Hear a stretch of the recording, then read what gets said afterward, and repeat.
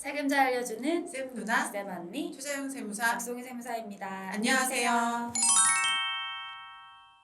오늘은 2023년 7월 부가가치세 확정신고철을 맞아서 올해부터 달라지는 부가가치세법과 부가가치세 절세 팁을 알아보고자 합니다. 부가가치세 신고 언제까지 하나요? 네, 23년 1기 확정 신고는 오는 7월 25일까지 신고하시고 납부하시면 됩니다. 네, 부가가치세 신고 대상자는 누구인가요? 네, 법인 사업자, 개인 사업자 중에 일반 가세자분들이 신고 대상자가 됩니다. 네, 부가가치세 신고는 몇 번 하는 걸까요? 네, 일반적으로 법인 사업자라면 1년에 4번 하고 개인 사업자라면 1년에 2번 하게 되어 있죠. 그렇지만 법인도 개인처럼 2번 하는 경우들이 있지 않나요? 네, 소규모 법인의 경우에는 개인 사업자와 마찬가지로 1년에 2번 확정 신고만 하시면 되고요. 네, 소규모 법인 사업자는 직전 과세기간 매출이 1억 5천만 원 미만인 경우를 이야기합니다. 네, 간이가세자는 그럼 어떻게 될까요? 네, 개인 사업자 중에 간이가세자에 해당하신다면 1년에 딱 한 번만 확정 신고하시면 되는데요. 그 확정 신고는 매년 1월 25일까지 하게 됩니다. 네, 그럼 간이가세자들은 아예 신고를 안 해도 되는 건가요? 지금요, 7월 25일에 그쵸? 원래는 신고를 안 해도 되는데 또 특별하게 해야만 하는 경우가 또 있죠. 네, 작년부터 간이가세자의 범위가 좀 확대되었잖아요. 네네. 매출액 기준이 4,800에서 8천만 원 사이인 분들도 간이가세자로 이제 범위가 넓어졌는데 네, 이렇게 세금 계산서 발급 가능 간이가세자의 경우에는 7월 25일에 확정 신고를 하셔야 합니다. 네, 그렇지 않은 이제 간이가세자들은 예정고지가 날라오는 거죠. 예, 맞습니다. 예정고지 날라온 대로 내시고 내년 1월 25일에 확정 신고하시면 끝나는 거죠.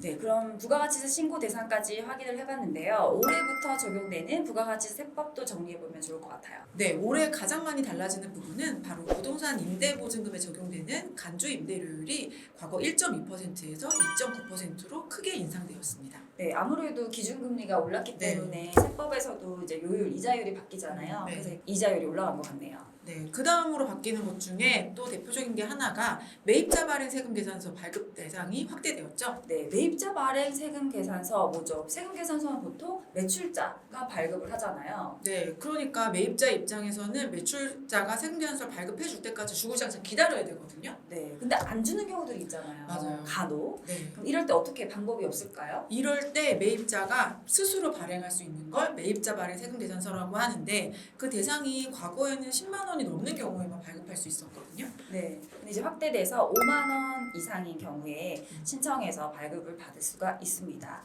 발급 신청 기간은 공급 시기가 속하는 가세 기간의 종료일부터 6개월 이내, 그러니까 6개월 이내에 신청하시면 매입자 발행 세금 계산서를 발급받으실 수 있습니다.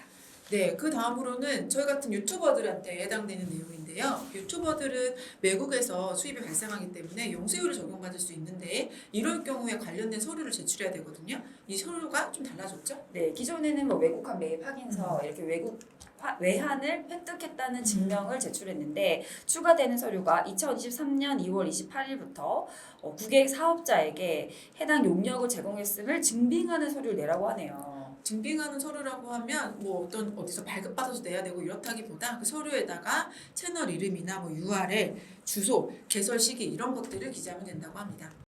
자, 마지막으로 제일 중요한 내용인 것 같아요. 전자세금 계산서 발급 대상이 많이 확대됩니다. 네, 전자세금 계산서 기존에는 세금 계산서는 이제 종이로도 발급하고 전자로 됐다가 사실 법인 사업자는 이미 예전부터 전자로 많이 바뀌었잖아요. 그렇죠. 근데 개인 사업자의 경우에는 매출액에 따라서 규모에 따라서 전자세금 계산서를 반드시 발급해야 되는 대상자가 있었는데요. 23년 7월 1일부터는 직전 과세 기간 기준으로 했을 때 매출액이 1억을 넘을 경우에 반드시 전자세금 계산서를 발급하셔야 합니다. 네, 이렇게 달라지는 세법까지 살펴봤는데요. 그럼 부가가치세 절세 팁 어떤 게 있을지 한번 챙겨볼까요? 너무 맨날 말씀드려서 할 얘기가 그거밖에 없냐 이러실지 모르겠지만 정말 중요한 적격증빙을 잘 갖추셔야 합니다. 네, 부가가치세에서는 가장 대표적인 적격 증빙이 바로 세금 계산서겠죠. 네. 네, 예전보다는 이제 전자세금 계산서이다 보니까 이제 뭐 누락되는 경우가 많진 않아요. 네, 그렇지만 그럼에도 불구하고 누락되는 경우가 계속 생겨요. 그러니까 가장 중요하게 전자세금 계산서 혹은 계산서를 잘 받으셨는지 챙기셔야 할 것 같습니다. 네, 그리고 전자세금 계산서는 언제 발행이 됐는지 확인이 되기 때문에 네, 늦게 발행을 하거나 늦게 발행을 받게 되면 불이익이 있잖아요. 네, 지연 발행, 지연 수취 둘 다 가산세가 있기 때문에 그 달에 발행해야 되는 전자세금 계산서는 반드시 다음 달 10일까지 발행하시고 수취하셔야 돼요. 네, 꼭 확인을 해보시는 게 중요하겠다. 네. 네, 두 번째로는 현금 영수증에 대해서 이야기해볼까 합니다. 네, 현금 영수증 이게 너무 당연한 얘기 같은데 이게 뭐 어느 부분이 특이한지 구체적으로 말씀해 주셔야 될 것 같아요. 네, 현금 영수증에 두 가지 용도가 있다는 거 알고 계신가요? 저희가 현금 영수증 해주세요라고 하면은 보통 핸드폰 번호 입력하잖아요. 그렇게 되면 소득공제용으로 현금 영수증을 발행을 받게 됩니다. 네, 근데 우리 사업자분들은 이 현금 영수증을 발급받으시는 용도가 소득공제로 받으시는 게 아니고 사업의 비용 처리하시려고 받으시는 거기 때문에 반드시 지출증빙으로 발급받으셔야 돼요. 네, 지출증빙. 지출증빙으로 해주세요라고 하면 사업자 번호를 누르고 핸드폰 번호 대신에 사업자 번호를 누르고 그 대상인 것을 부과했을 때 매입세 공제를 받을 수 있는 거죠. 네, 사업자 번호를 누르시면 이번에 신고하실 때 자동으로 불러와지기 때문에 신고할 때 확인하실 수 있으니까요. 혹시 놓치셨다면 지금이라도 잘 챙기시는 게 좋겠네요. 세 번째로는 신용카드 매입전표 챙기기가 되겠습니다. 네, 뭐 물건을 사실 때 세금 계산서를 잘 받으실 수 있다면 좋지만 그렇지 못하는 경우도 있잖아요. 네, 그리고 뭐 결제를 카드로 하는 경우들도 있고요. 네, 그럼 이 카드로 결제한 것도 매입세 공제 가능한가요? 가능합니다. 간편하게 하실 수 있는데 만약에 사용하시는 신용카드를 사업용으로 이미 홈택스에 등록하셨다면 이번에 부가세 신고할 때 자연히 불러와지기 때문에 내용을 확인하실 수 있고요. 그렇지만 혹시 등록하지 않은 카드를 이용했다면 그건 안 되나요?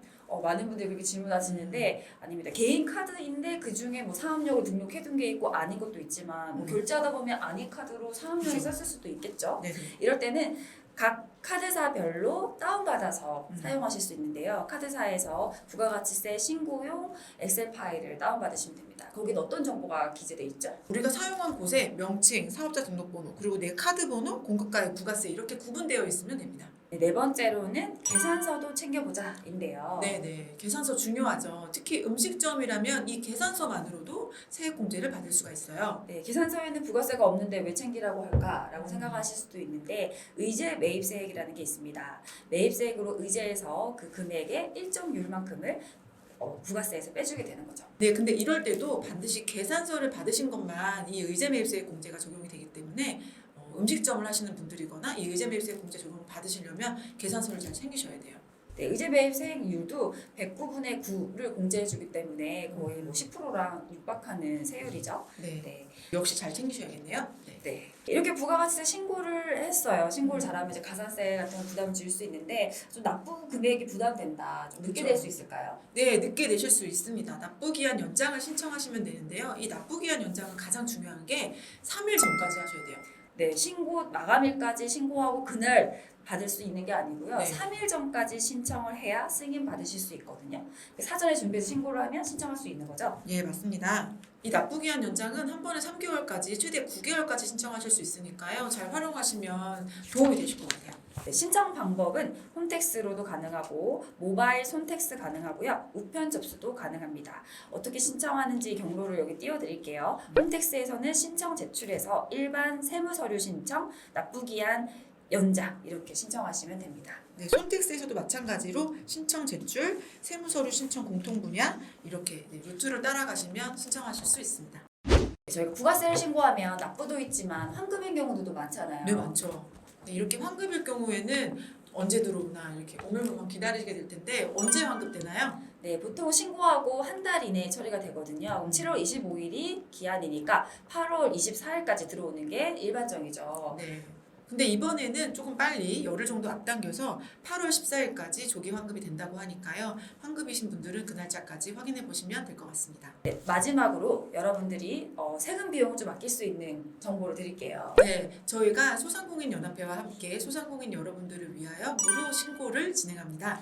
네, 소상공인연합회와 함께하는 무료 세무 상담 서비스 신청을 해주시면 부가가치세를 무료로 신고하실 수 있는데요. 아래에 있는 링크로 신청해 주시면 저희가 상담을 도와드리도록 하겠습니다. 신청해 주실 때 반드시 사업자 등록증 첨부해 주셔야 되니까요. 잊지 마시고요. 여러분들의 많은 참여 바라겠습니다. 네, 지금까지 세금자 알려주는 쌤 누나, 쌤 언니였습니다. 안녕.